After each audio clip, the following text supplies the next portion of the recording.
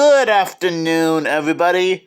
This is the media guy here, and today I'm here to share my thoughts on a movie that I probably never even heard of until now, called The Indian and the Cupboard. Now, I'm not gonna lie, this was a VHS tape that I picked up yesterday while I was going out for my walk. And well, I never heard of this movie before at all.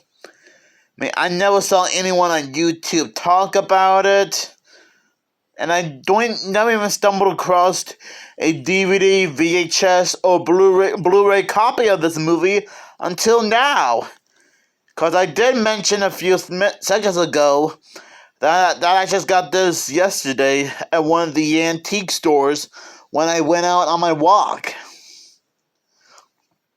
Now, I assume that you guys might have heard this movie. I assume that you guys might have heard about this movie before. But just in case any of you guys haven't, I'll try to describe this movie, since there's always a description on the back of every VHS tape and DVD that I own. And yes, I know I say that a lot. The Indian in the Cupboard is the touching tale of 9-year-old Omar, if I'm saying that right, who magically brings his 3-inch toy Indian little bear to life. Together they embark on an amazing adventure filled with wonder and excitement. Terrific family entertainment from Melissa Madison, screenwriter of E.T. the Extraterrestrial, and director Frank Oz.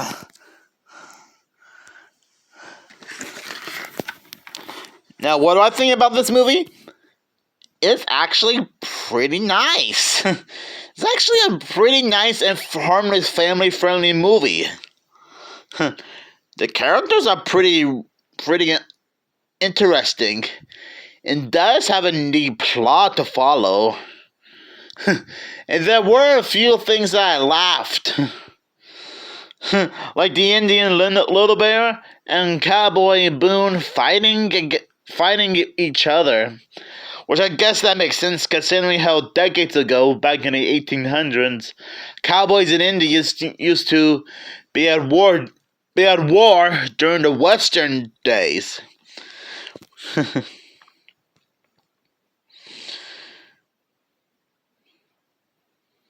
Let's see, what else do I like about this movie? I do like it when Omar figures out that his cupboard is magic, and whenever he puts any of his figurines inside, it comes to life, which is pretty freaky, but also pretty creative.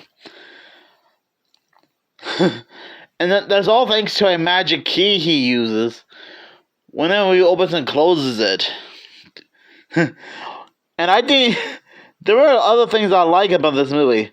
Like when he puts in a lot of other random toys, like a Darth Vader toy, a dinosaur toy, RoboCop, and a few soldiers fighting or something. That was just so hilarious. It's like total mayhem is going on here. I actually think this is one of those type of movies that's actually pretty harmless and a lot of fun to watch.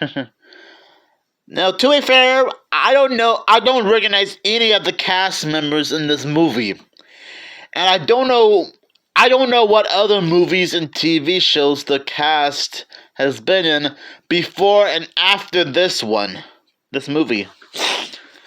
But I was able to recognize Frank Oz as the director.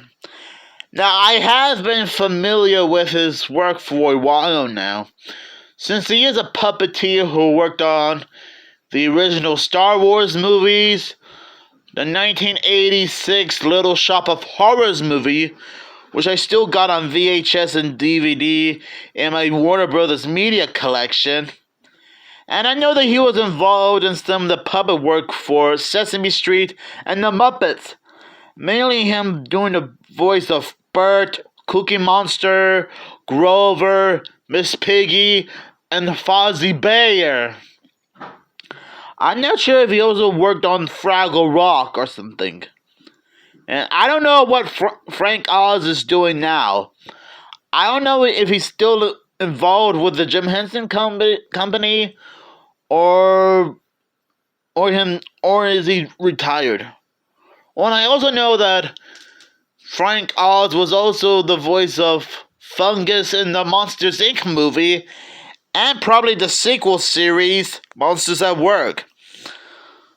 So I guess Frank Oz is the only guy I know who worked on this movie.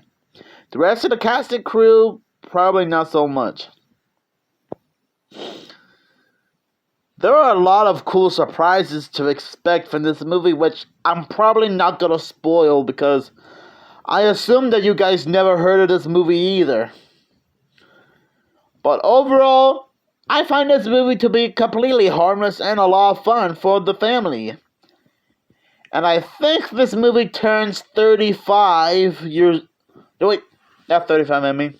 I think it turns 30 sometime around later this year or something. I would have to figure out which day it premiered in theaters.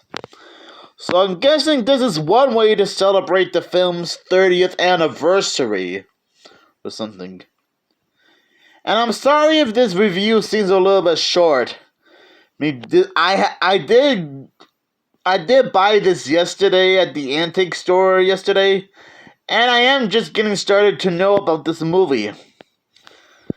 So overall, this is a fun movie, and it kind of reminds me of Toy Story and Night at the Museum. Although I have a feeling that this movie and Toy Story came out like a few months apart from each other, and the Night at the Museum wasn't even a thing until several years later. So just imagine this. Just so, in a nutshell, it's kind of like the Toy Story and Night at the Museum movies got mixed in a blender, and then boom, got mixed into this one. Oh no, I'm not trying to insult anyone who worked on this movie. I'm just saying. So overall, it's a great movie, and I'll give this one 5 stars out of 5. Now, if you guys are familiar with this movie, you can let me know down in the comments below. And I'm sure this film does not need a sequel. We do not need a sequel to this movie because it's already perfect the way it is.